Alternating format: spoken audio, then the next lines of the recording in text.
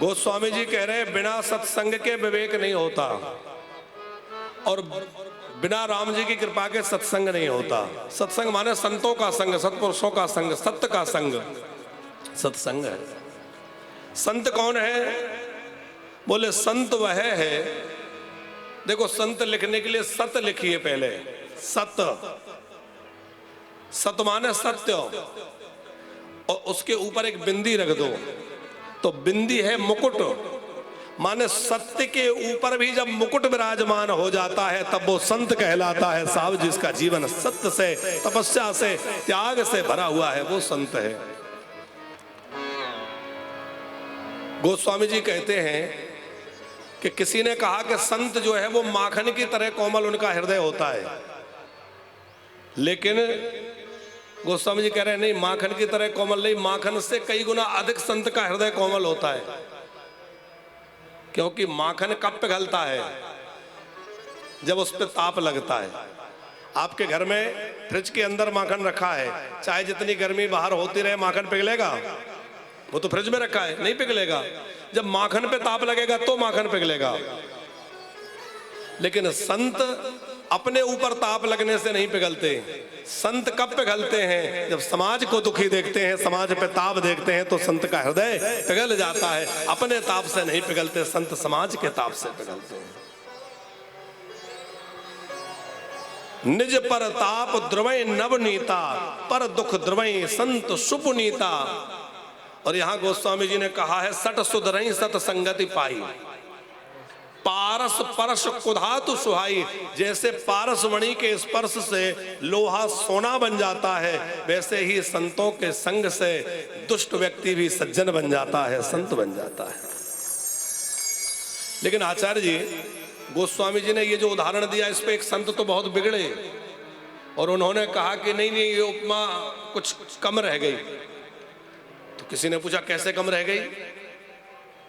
बोले पारस मणि और संत में बड़ो अंतरो जान, ते लोहा कंचन करें और वो करें आप समान।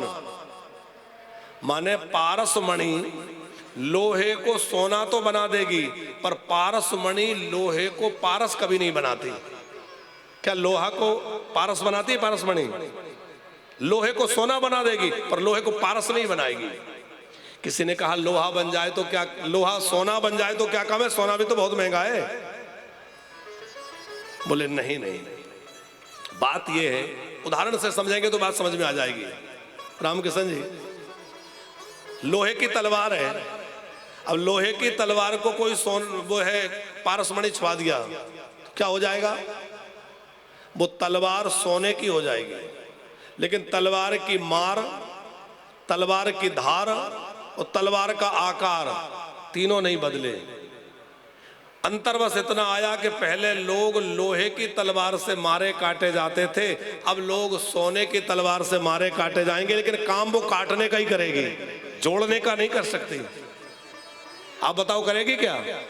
तलवार सोने की हो गई तो क्या उसका गुण बदल जाएगा? नहीं बदलेगा। लेकिन संत वह है कि संत के संग में जो आ जाता है वो उसका स्वभाव बदल देते हैं, उसका गुण बदल देते हैं, उसका पूरा जीवन बदल देते हैं। उसमें पर वो पूरी भावना ही बदल जाती है, वो अपने तरह कर लेते, माने उसको भी पारस बना देते हैं। इसलिए संत पारस मणि से भी अधिक श्रेष्ठ कहे गए हैं। संतों के हृदय में करुणा है। संत के क्या लक्षण हैं? बोले संत के 5 लक्षण श्रीमद् भागवत में, साधु पुरुषों के लक्षण कपिल नारायण भगवान माता देवहूति को कह रहे हैं। तितिक्षावान कारुणिकः सुहृदयात् सर्वदेहिनां अजात शत्रुवः शान्ता साधवः साधुभूषण साधवः साधुभूषण।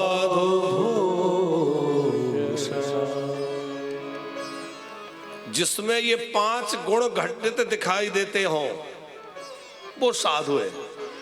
पहला है सहनशीलता, कोई सम्मान करे तो भी वही भाव, कोई अपमान कर दे तो भी वही भाव।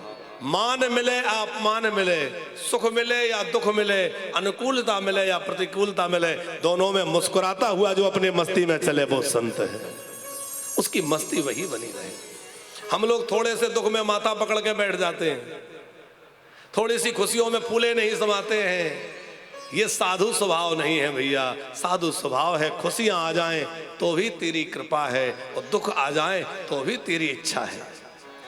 जो चाहा वो मिल गया तो हरी कृपा, और जो चाहा वो नहीं मिला तो हरी इच्छा। इन दो के बीच में अपने जीवन को जो डाल दे वो संत है। महाप्रभु वल्लभाचार्य जी से किसी ने पूछा कि आप बतलाइए संत की क्या परिभाषा है। तो महाप्रभु जी बोले, पहले तुम बताओ, तुमने भी कुछ सोचा होगा, अपने अंदर कुछ परिभाषा गढ़ रखी होगी, पहले तुम बताओ। वो बोला कि वो संत है कि मिल गया तो खा लिया, ना मिले तो कोई बात नहीं। महाप्रभु जी ने फटकार लगाई, ये संत का स्वभाव है कि कुत्ते का स्वभाव है? ये तो कुत्ते का स्वभाव है, मिल गया तो खा लिया, नहीं बैठा है। बोले संत का क्या है? बोले संत का ये स्वभाव है कि ना मिले तो कोई बात नहीं, पर मिल जाए तो जो बांट के खाए उसे संत कहते हैं। मिल गया तो सबको खिला के खाए। अपने को कुछ मिला है तो वो समाज के लिए समर्पित कर दे, वो संत है। जो अपने लिए नहीं भोगता, समाज के लिए है? तो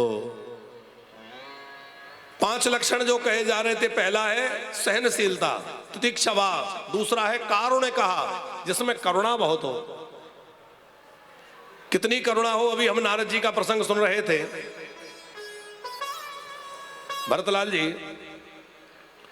भगवान में भी करुणा है, भगवान करुणा सागर है, लेकिन करुणा सागर परमात्मा की करुणा कैसी है कि जब कोई प्रार्थना करता है कि प्रभु मुझ पे करुणा करिए, तब कृपा करते हैं, तब करुणा करते हैं, नहीं तो नहीं करते।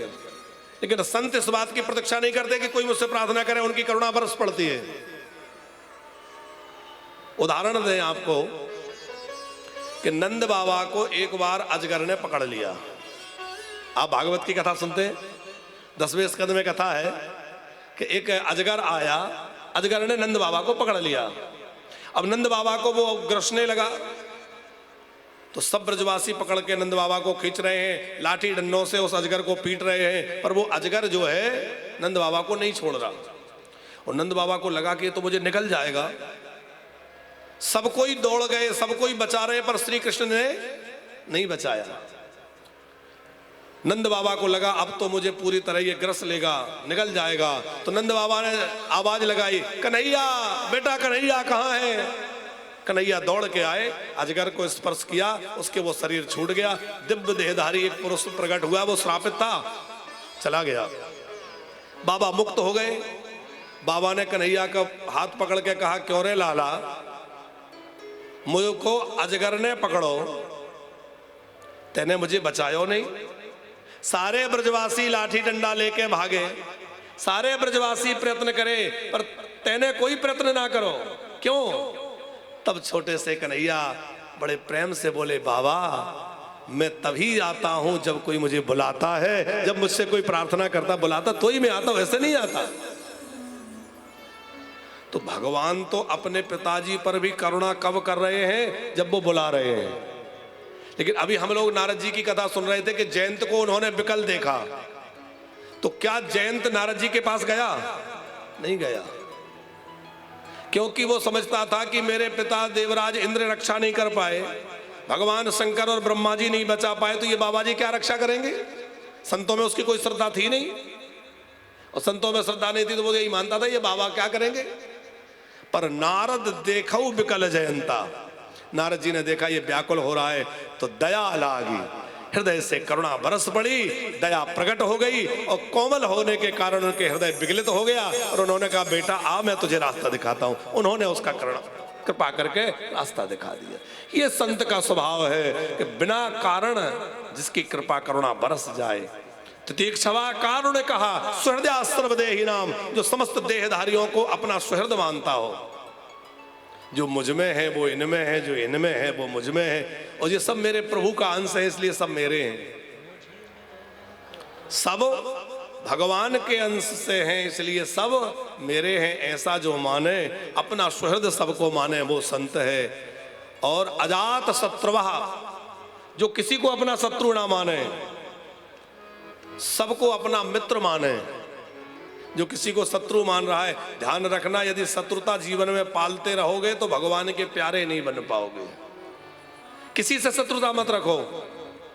आपका किसी ने बुरा किया भी है, कोई बात नहीं, उसने अपना कर्म किया, पर हम क्यों अपने अंतःकरण को मलिन करें, हम क्यों अपनी शांति को भंग करें। उसने जो किया उसका काम है, पर मैं उसके जैसा हो गया तो उसमें और मुझ में फर्क क्या रह गया। इसलिए मैं प्रेम के रास्ते पे चलता रहूं, तुम कांटे बोते रहो, पर मैं फूल खिलाता रहूंगा, यही मेरा काम। ये संत का स्वभाव है। आचार्य जी, संत का स्वभाव गोस्वामी जी कहते हैं कि एक हाथ पुष्प को तोड़ता है और दूसरा संभालता। इस हाथ से फूल तोड़ा, इसमें रखा,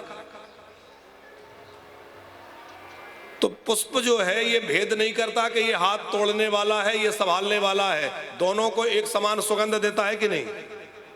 तोड़ने वाले हाथ को भी उतनी सुगंध मिली और संभालने वाले को भी।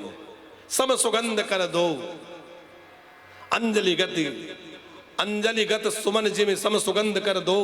जैसे अंजलि में रखा हुआ पुष्प और जैसा हाथ ने तोड़ा उसको पुष्प एक समान सुगंध देता है, वैसे ही संत जो है सम्मान करने वाले को, अपमान करने वाले को सब पे समान कृपा करता है। वो संत है भैया जिसका किसी से कोई द्वेष नहीं है, सब मेरे हैं। अजात शत्रुवः शांतः, जो शांत रहता है, प्रसन्न रहता है, प्रसन्न रह करके भजन करे, वो संत है। तीर्थाटन साधन समुदाय, तीर्थाटन जोग ज्ञान विराग निपुणाय,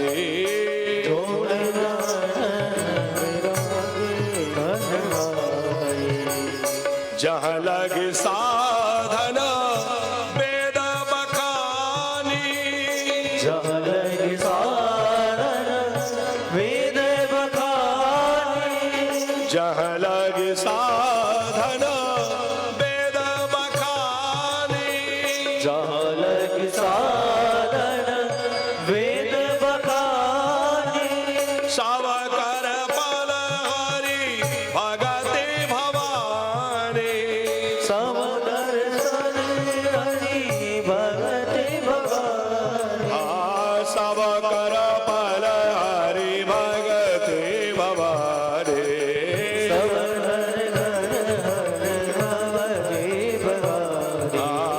सब कर पल, सब कर पल, सब कर पल हरि भगति भवानी। सबका फल श्री हरि भक्ति है, संतों के चरणों का अनुराग है।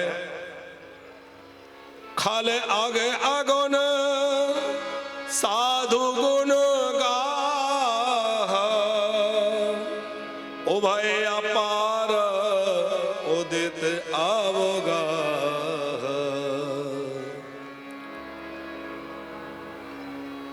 तीन प्रकार के समुद्र मानस में गोस्वामी जी ने चर्चा की है। कौन कौन? एक तीन प्रकार की चर्चा गोस्वामी जी कह रहे हैं, एक संत, एक असंत और एक भगवंत।